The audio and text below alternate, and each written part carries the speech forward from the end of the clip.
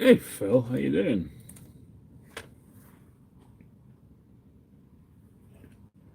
Congratulations on your Churchill pipe. It's a good looking pipe.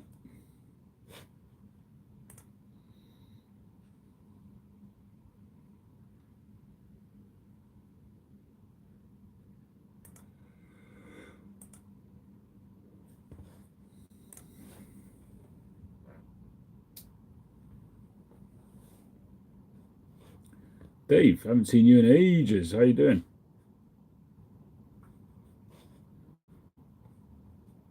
How's Nancy? Hope you're both doing well. I've just finished up a pipe and I'm just starting up a new one. I haven't done one of these in a while. I've got the stem and the slot done. Well, the stem's not done, but the slot's done. It's prepared basically, ready to go. But I just finished this one a little bit earlier on. Thank you very much. Please give her my best too.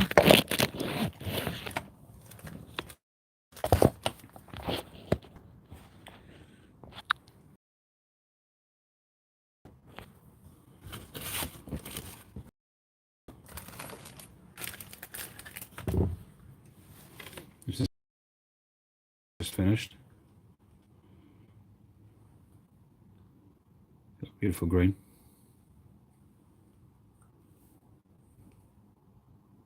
In there.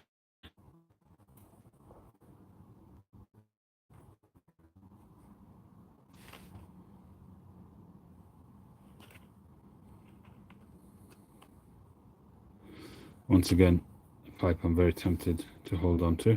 A little bit of a fade. And I also slightly changed my polishing process, the final wax, so it gives it a little bit of an extra shine. So I'm happy with that. Got to keep evolving, got to keep learning, trying new things to improve your game.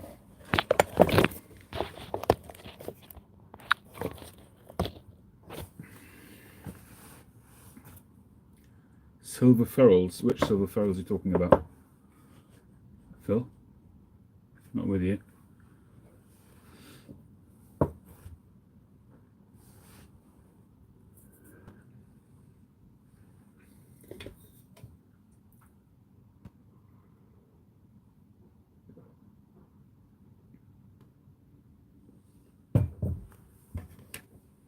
Is there something we discussed and I've forgotten about?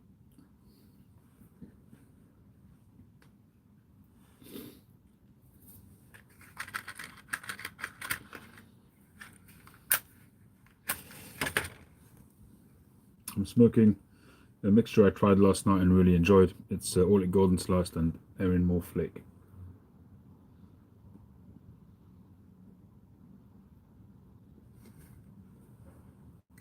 And I mixed up a fair bit so there was enough for a second bowl.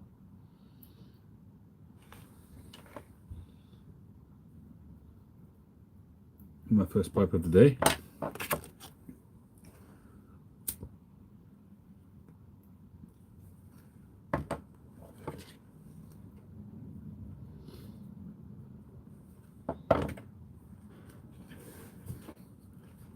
It's Orlik Golden Sliced mixed with Erin Moore Flake.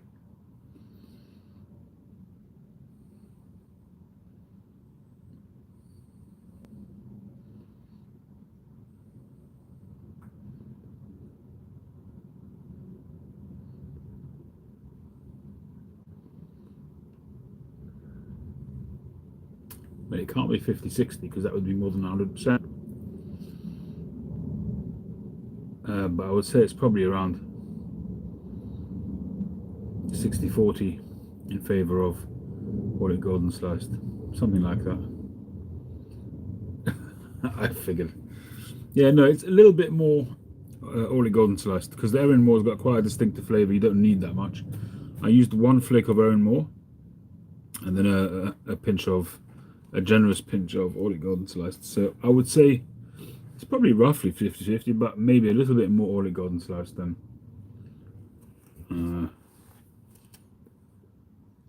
than the Erin Moore.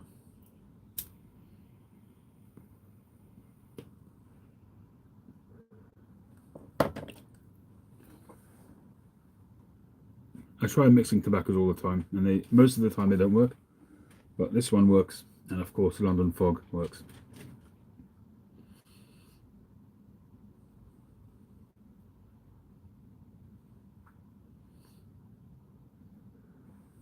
It's quite bright and sunny out there actually today.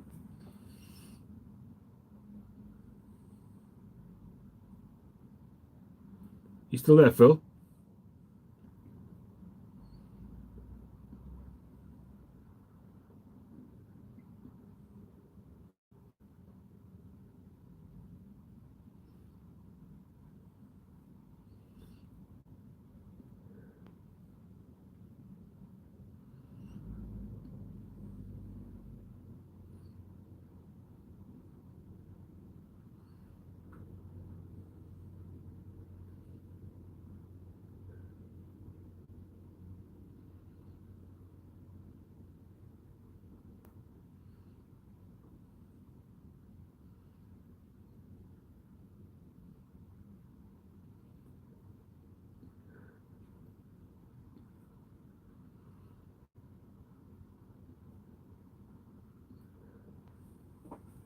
It's a very nice blend simply because the Erin Moore, as I say, is quite a full flavour, and this sort of dilutes it a bit. But because Orley Golden Sliced is a good tobacco anyway, it's just really nice.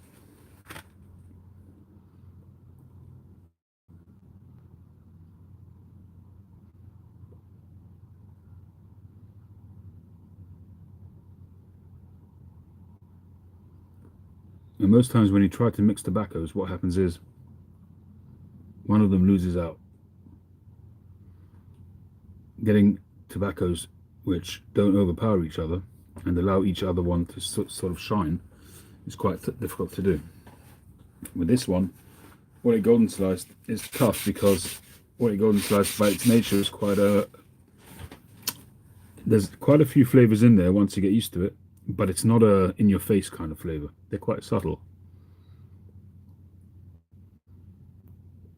Yet, when you mix it with the Erin Moore, when it's slightly less proportion than the Orley Golden Sliced, it still allows the base flavors of the Orley Golden Sliced to come through, and it underpins the Erin Moore very, very nicely. It really does. It's unusual because, as I say, most times when I try to mix tobaccos, it doesn't work.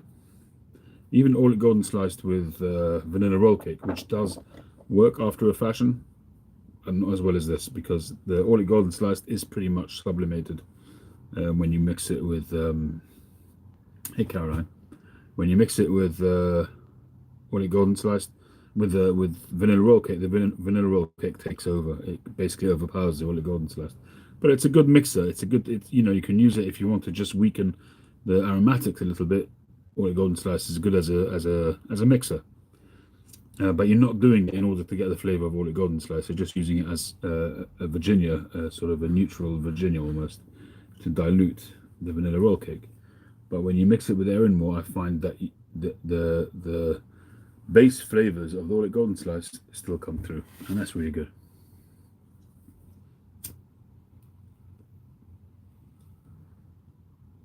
I think it's something that I'm going to smoke quite a bit.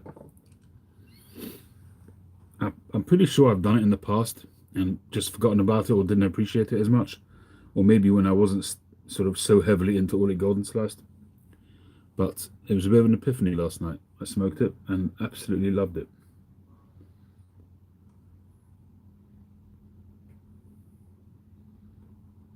And I smoked it in this pipe as well, so I haven't let this one rest.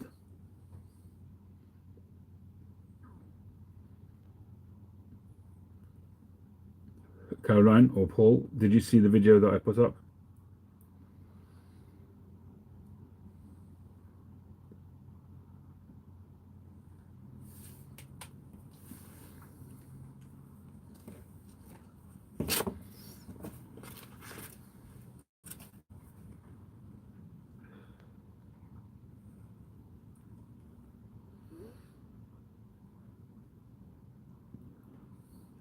Capstan Blue. Not in years. I haven't tried it in a long time. There are a few people on who do talk about it quite a bit. If I get the opportunity at some point, then maybe I will try it again.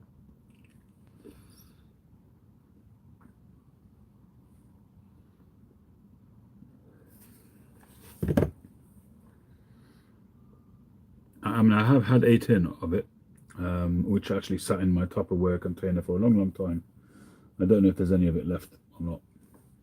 It was one of those cases that it was a starter tin, and then the lids, I had a feeling that the lids sort of got mixed up, so I wasn't 100% sure. I was never 100% sure if it was actually Capstan Blue or not. So I'd need to get a fresh tin and try it, you know, from sealed to know that it's actually Capstan Blue.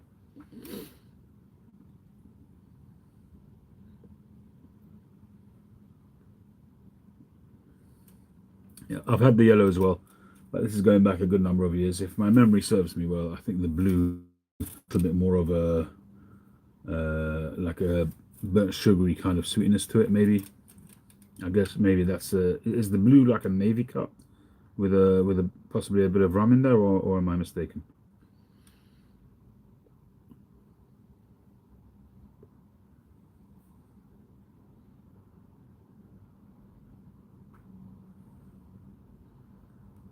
It is okay. So my memory serves me well on that.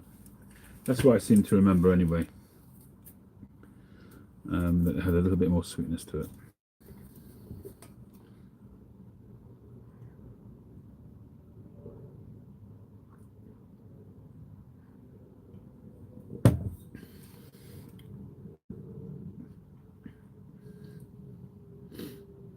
Okay, that's good, Caroline. I hope it's helpful to him anyway. I hope some of it makes a difference.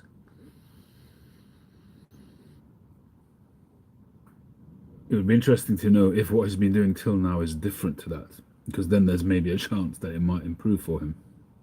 But if he's been doing pretty much the same thing and he's having those issues, that's more worrying. But if his taste buds are fine generally, then it's something which should be solvable. So there's certainly light at the end of the tunnel.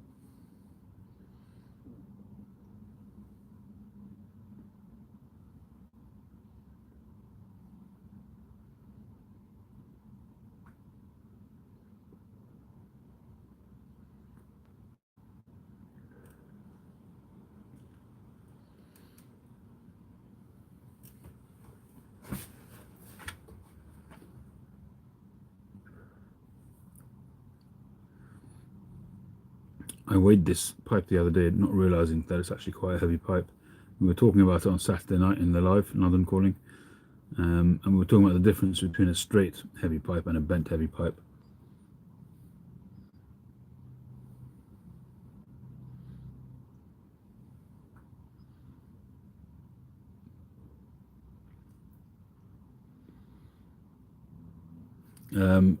Basically, the pipe smoking for beginners is essentially what that video is.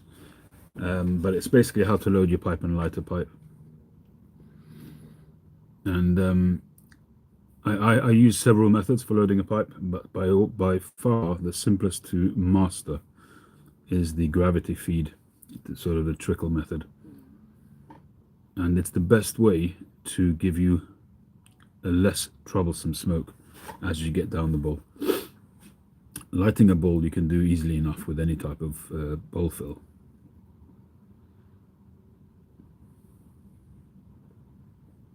Okay, well that's maybe he'll find an improvement there, Caroline. Let's hope. I mean, I'm not saying that my method is gospel. You know, it's just one method. There are lots of methods out there, and most people will find their own way as they progress in their pipe smoking, and they'll find what works for them. Oftentimes, I'll do the pinch method, which is a completely different method, and I've got videos out there about that method too. But I certainly wouldn't recommend it for beginners.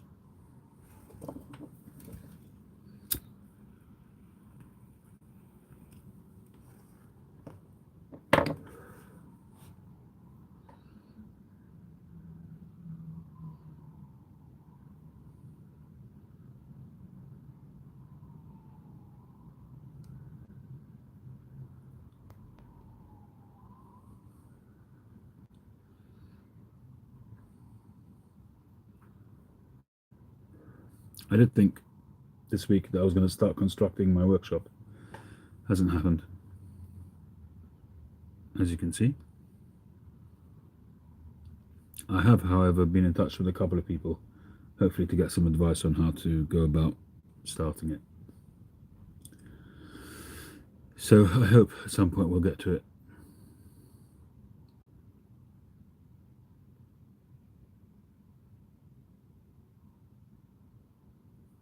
It's really hard to just down tools and do something else, knowing that number one, you're spending money to buy materials, and number two, you're not earning because you're out building something.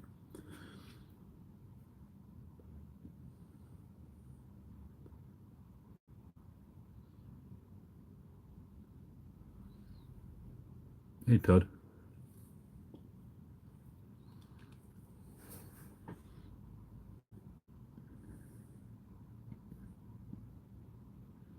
Oh, that's good, Caroline. That's very good.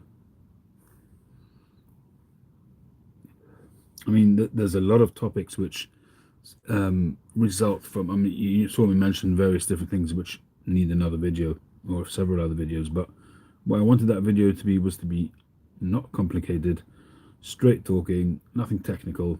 Just here's a demonstration of what to do, and just copy it essentially, without getting technical and without getting into all the where's and why fors and all of that kind of stuff and the chemistry of it all. Just simple, plain talking. I really don't like videos, reviews and stuff like that which get too technical. It just doesn't work for me. I'm a practical person and I like to just talk plain.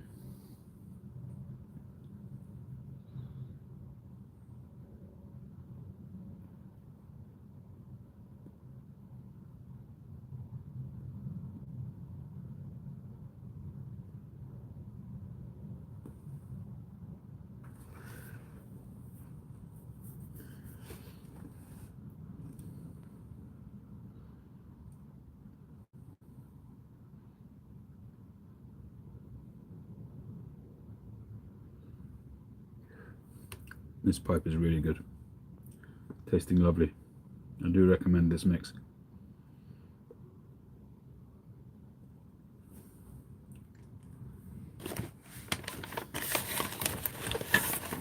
The Erenmore flake, I'm not even sure when this is from.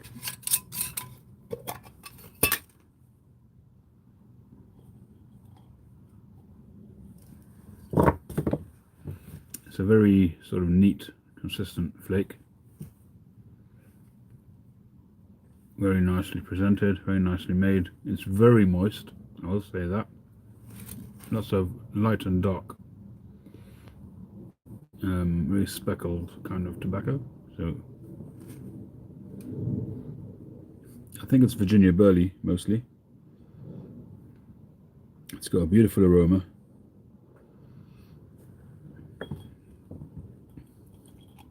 For me, it's like an acidic pineapple kind of aroma. As I say, it is quite moist, so you have to leave it out for a bit. This particular pipe I actually loaded last night, but I didn't get to smoke it, and I came to it just now, and it's absolutely fine. If anything, it's still moist.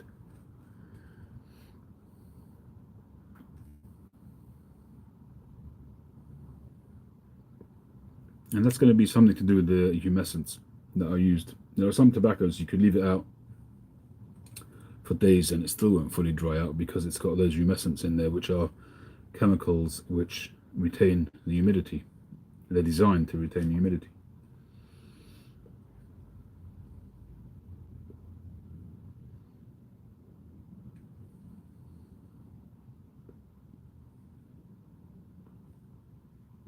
Plus, when you're dealing with aromatic tobaccos, the flavorings themselves are adding humidity, and when you add the humescence to that, all of that just results in something which is quite moist and stays moist.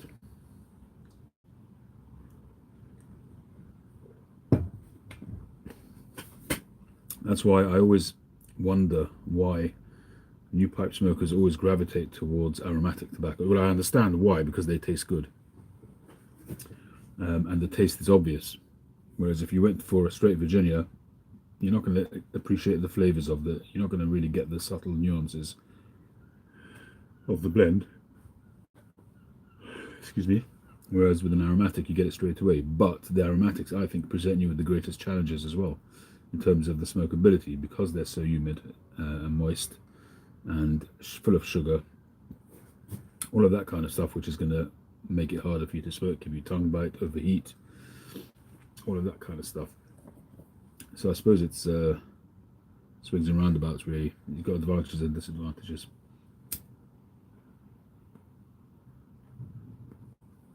I'm still having to relight this the whole time. Could be because of the way I loaded the bowl, and it's been in there all night, so maybe when I first lit it I tamped it again. Maybe I over tamped it, possibly. So you can put something in there, like something thin, just a thin screwdriver, put it in and just move the tobacco around a little bit just to loosen it. I don't usually like doing that, because then you're mixing burnt tobacco with fresh tobacco and it just ends up tasting bitter. So if I can avoid that, I do. So I'd rather persevere and relight.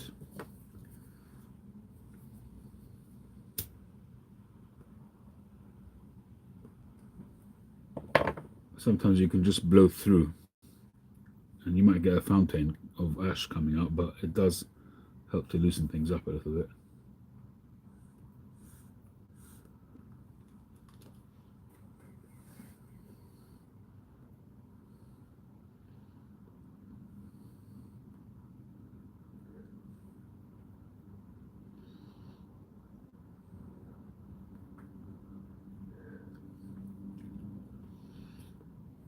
So what we have today is a shield. I mean, it could be a pickaxe as well. We'll see what the grain looks like. As it stands, I'm wanting to do a shield, which is essentially a rounded base. Hey Joan, how you doing?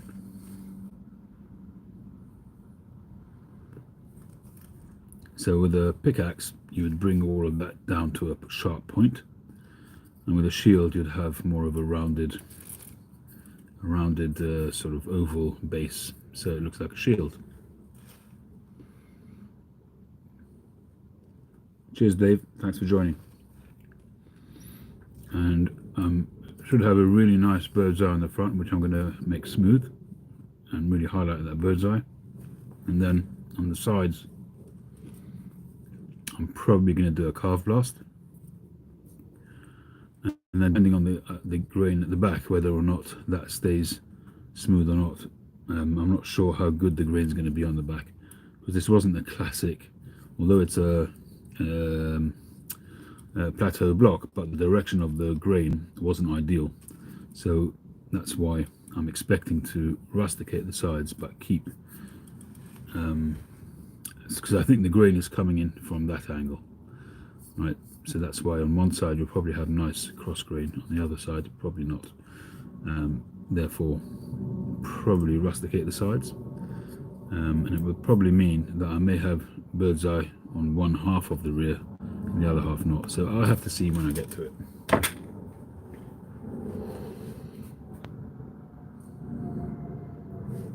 I'm going to be putting a brass ferrule over the top of the shank, just to give it some brightness, some colour. The stem is going to be an orange-black ebonite stem. And we've done the slot, which has come out really nice and neat. Got a good airflow, really good airflow, really open. So that's really just down to shaping now. I've mentioned this a few times, I've completely changed the way I do stems. Not only the process of cutting the slot, but also the fact that I do it before. And I used to do it the other way around, because I used to really mentally I used to put it off because I didn't like doing stems, because I used to find the slot cutting very challenging, to do it to end up neat. I mean, cutting the actual slot is not the problem. You know, you have a saw Dremel bit. You can see it's been whittled down. There's not much left of it now, but that you just go down onto the top of the rod and it cuts through like butter, no problem. But that's very thin.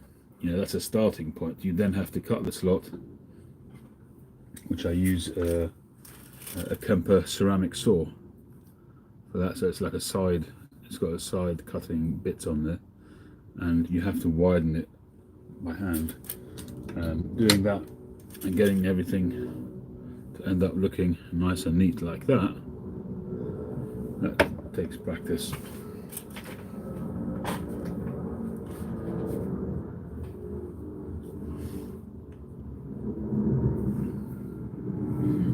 So I used to not look forward to doing it, basically.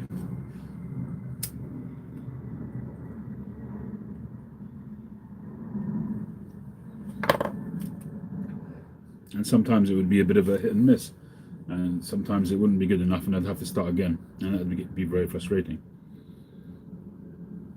But now, with the new process that I use,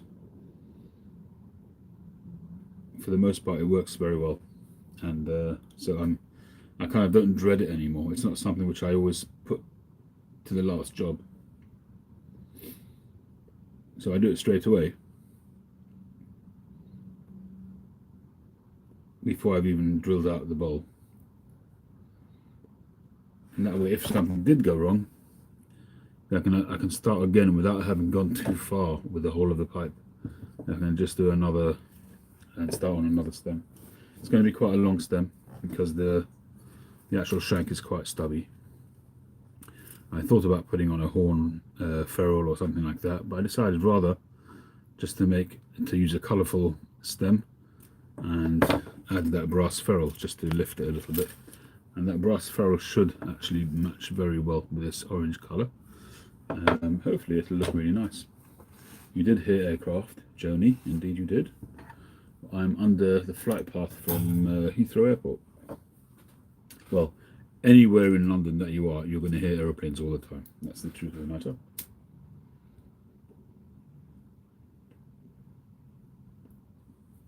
Pretty much anywhere in London, at least North London, you're under the flight path.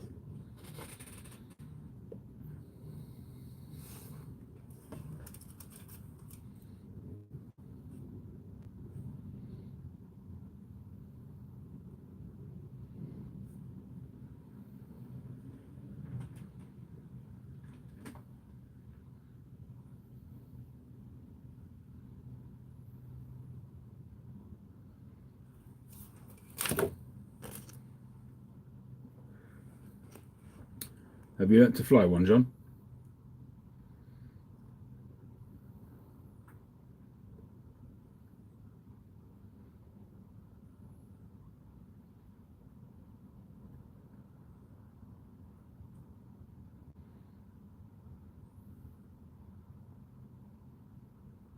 Cool. What kind of, like a Cessna type size? That kind of thing? We have an airport not far from here, one of these private airports. We took the kids there a few months back now, and we just watched people going up and down in those kind of Cessna type planes.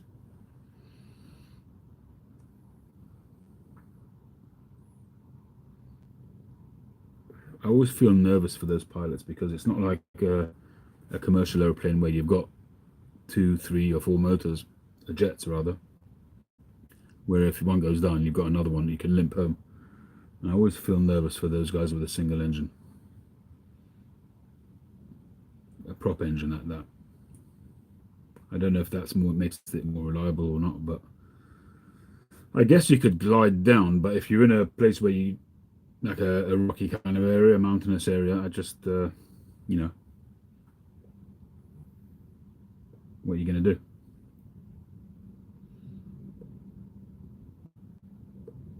Simulator, right?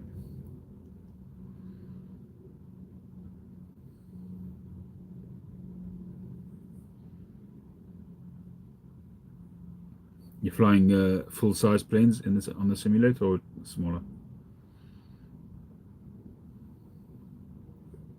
I've never used the simulator, but I'm guessing. His name is I'm Simone. He calls me Simone, and I call him Joni.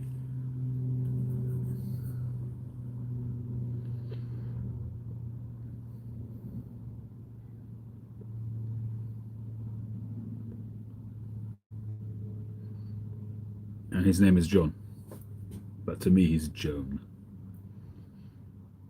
I don't know why that started. John, do you remember?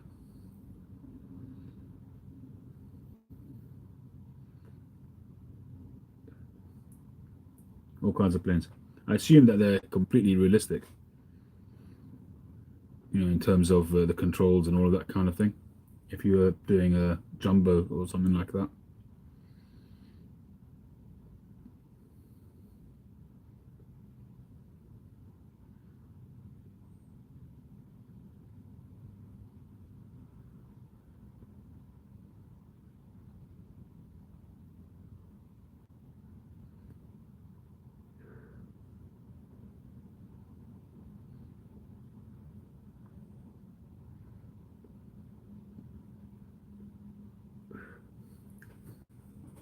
Some people talk about Erinmore as if it's a lakeland. I can tell you now, it's not a lakeland. Lakeland tobaccos tend to have geranium and rosewater in them.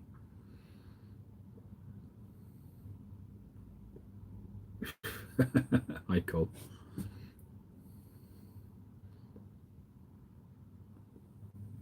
I liken the flavor to a bit like juicy fruit chewing gum, that kind of thing, like a fruity chewing gum.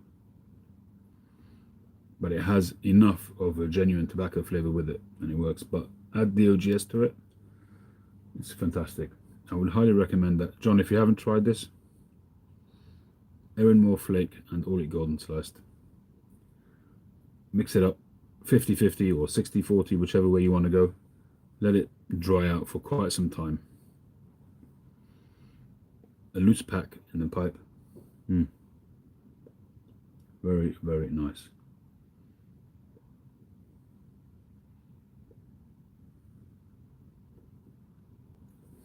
Okay, let's get some work done.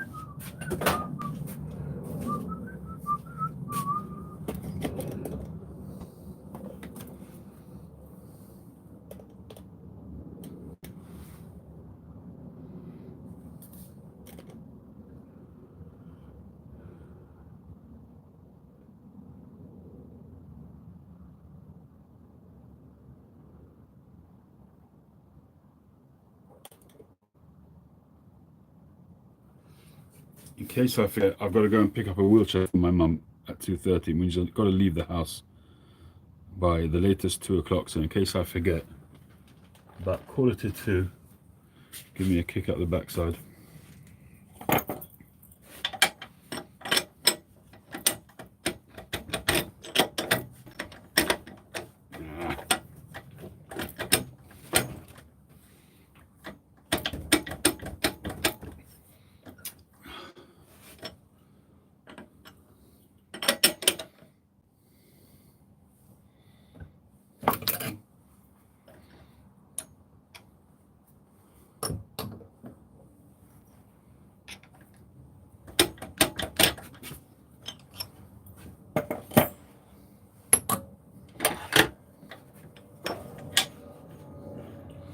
This chuck has got an adapter on it to make it up to an M.33, and and sometimes it separates, which is a bit of a pain. There is a grub screw actually. I never even thought about using that.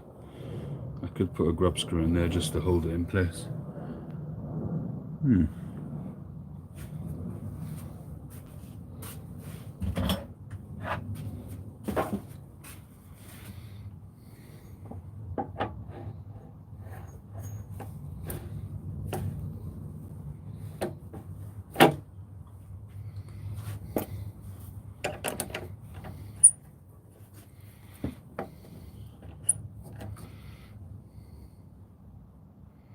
Because of the shape, turning of the shank's going to be much more tricky, because I have to come at it from this side.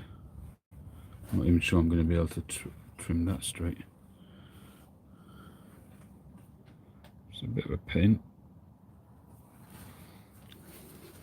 I've also deliberately drilled the stem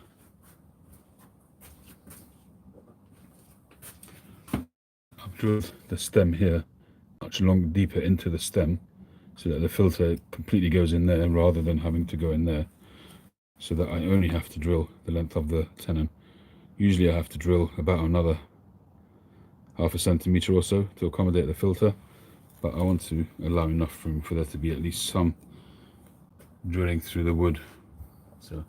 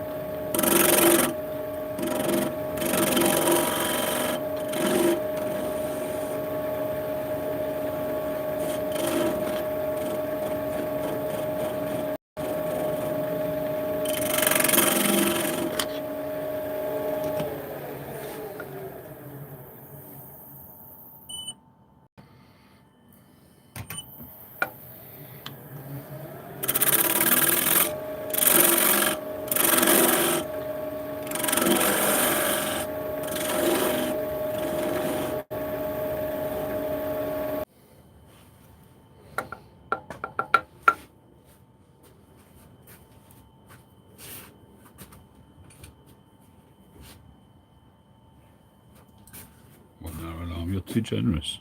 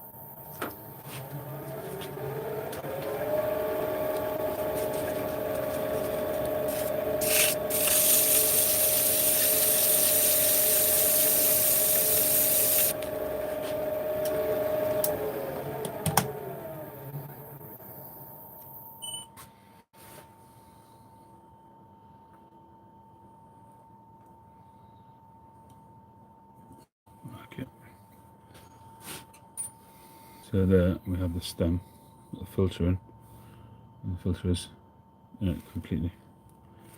So we only have to drill the length of the tenon. The only thing to remember is that when you're shaping the stem, you have to remember that there's a long drill there, so you can't really shape until, you know, up at that point you have to leave it alone. So that's why you can see I've already tapered it on the lathe. I'm just going to continue that taper.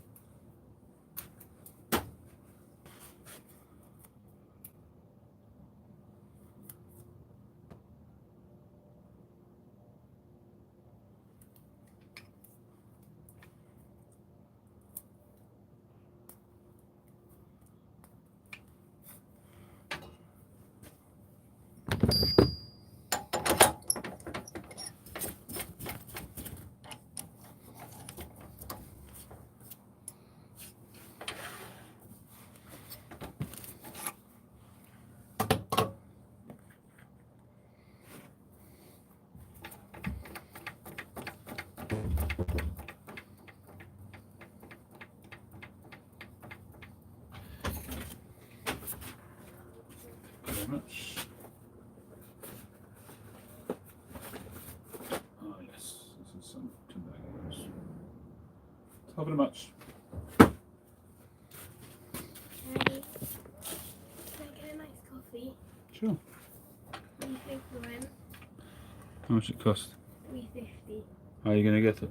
Mummy's out. Well, there's money on my pot upstairs, but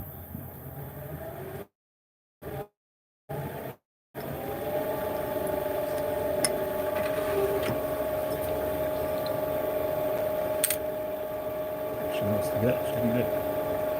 What? If she wants to get, she can get.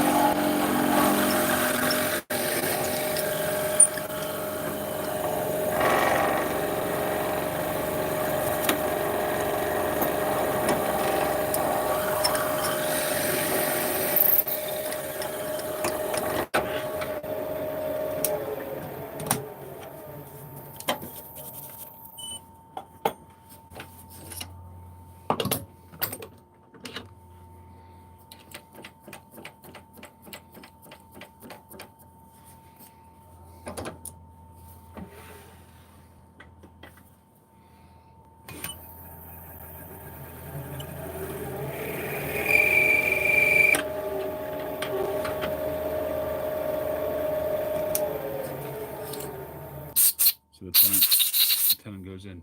Usually it's not, I don't need to countersink it on this one because the tenon is countersunk into the stem. So there's no flange for it to fit into, but just to help get the tenon in, a little bit of a countersink is good. Hold on, let me put the filter in. Which is academic because it's inside anyway.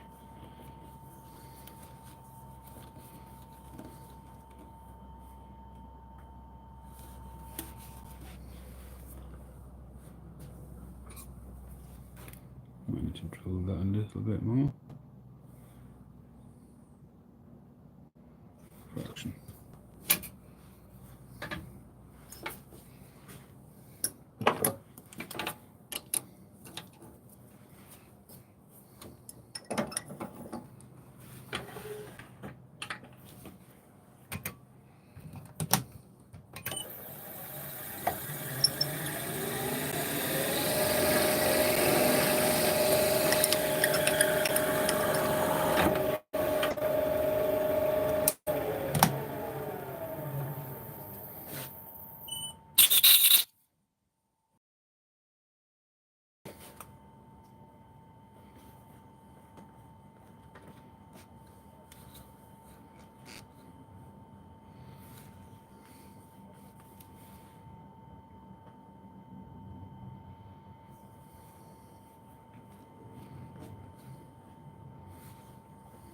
Good.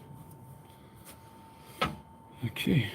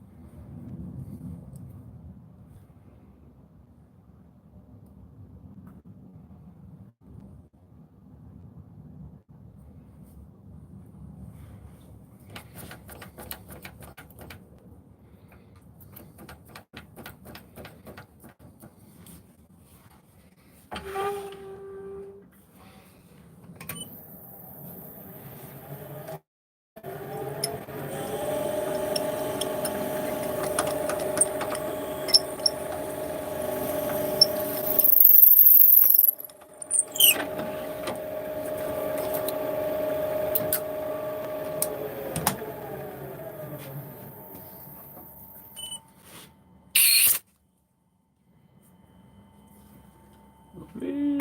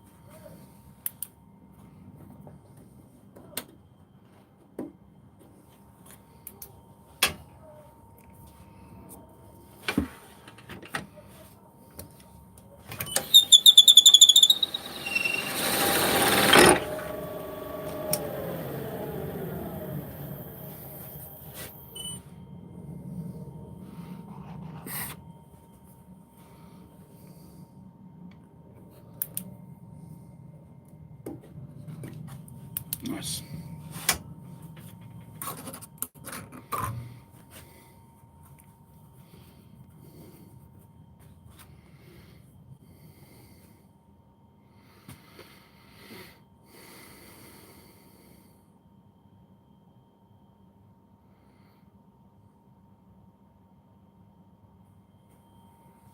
I think that is basically all I can do on the lathe. The rest of it is all done by hand. Maybe I'll trim the height of it just a bit. Can do that on the lathe.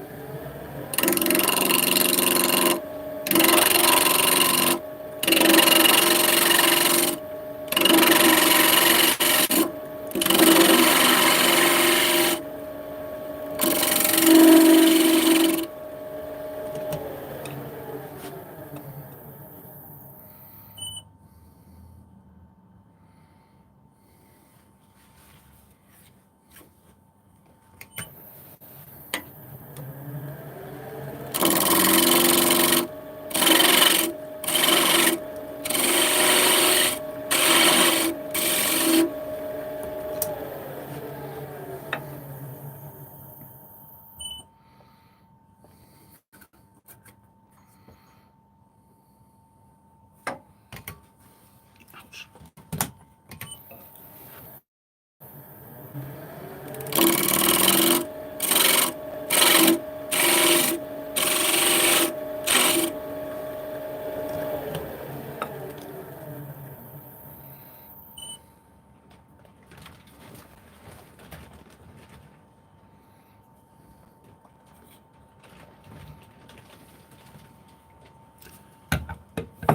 Okay, I think we're good.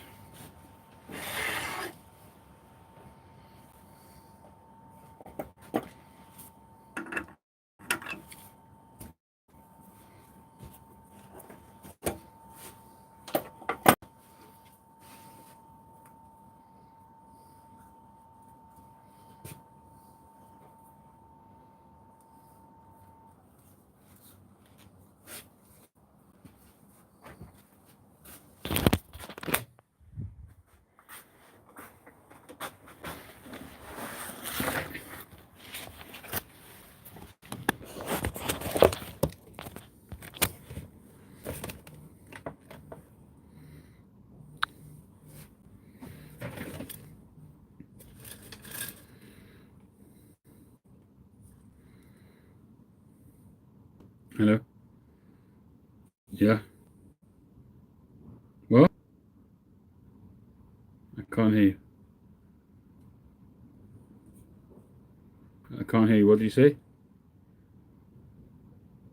Can I call you back in 2 minutes? Alright, cheers, bye. Okay, so the pipe is there. That's basically the pipe. Got the little ferrule on it there, brass ferrule.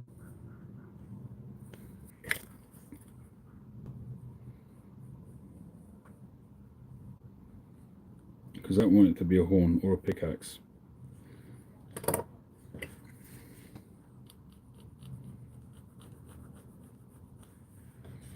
So it's going to get trimmed off roughly like that, but it will have a band around. You've seen these before. So, but I got a package whilst we were live, so I'll open it whilst I'm live. As soon as I can find my blade, which somebody has moved.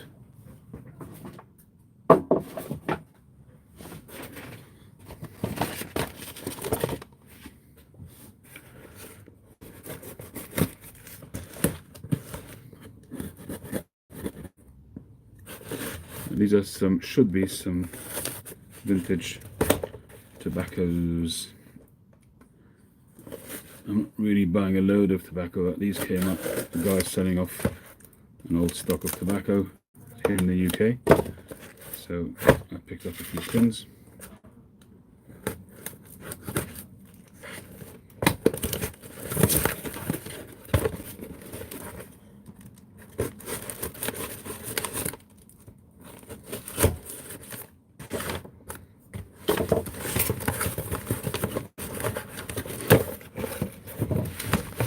So what we have is McClelland's Boston 1776. I have had this before. It's a really rich Virginia.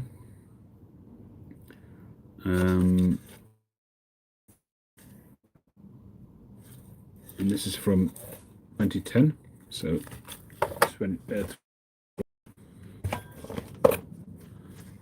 this one is Wilderness, which is Oriental Ford, I think, with Syrian Latakia.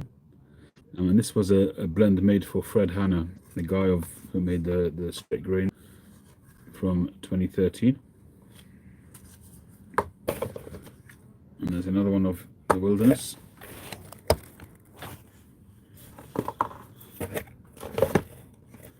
And I've got another Boston.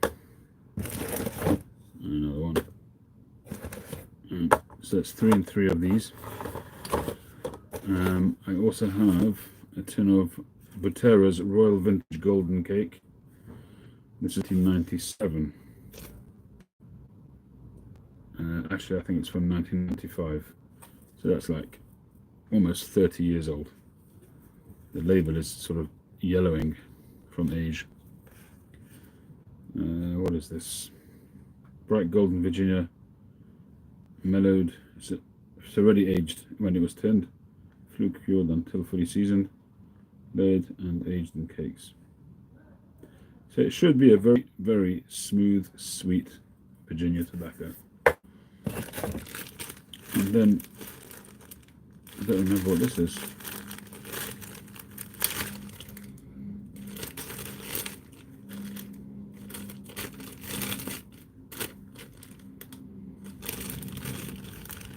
I do not recall what this is.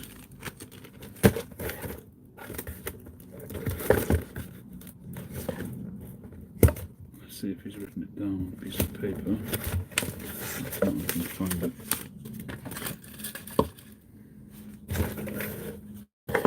Actually, this box is going to come into good use. I've got to send something bulky over to the States. Well, to Canada actually.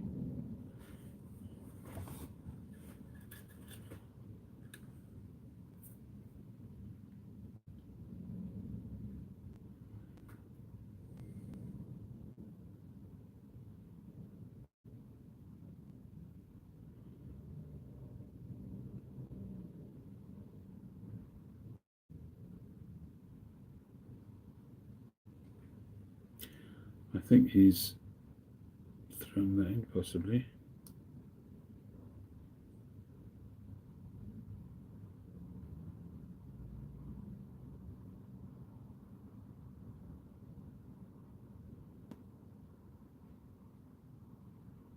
Oh, it's 2015 Erin Moore Flake.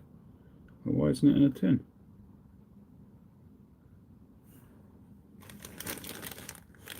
It's a bit cheeky.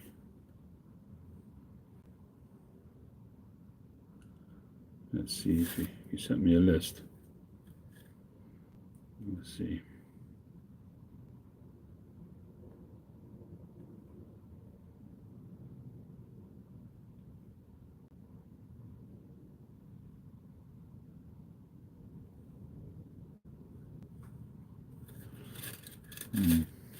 All right. Well, I guess this is going to have to go into a jar, but I'm a bit surprised that it's not tinned. He didn't say that it's not tinned. All right. Well, there we go. So I've got to get that upstairs. I'm really curious. I've only got this. This is just one tin. I'm curious to see what this is going to be like.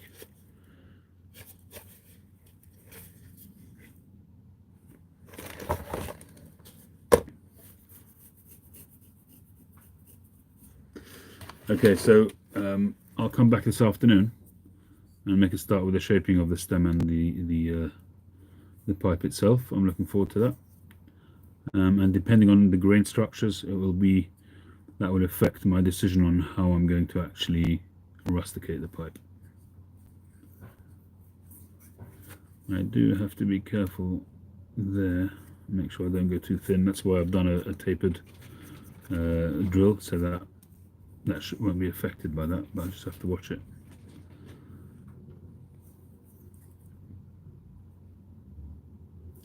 Okay, I'll catch you guys a bit later on. I'm off. I've got to go get my mum's wheelchair. Thanks everybody. Catch you on the next one.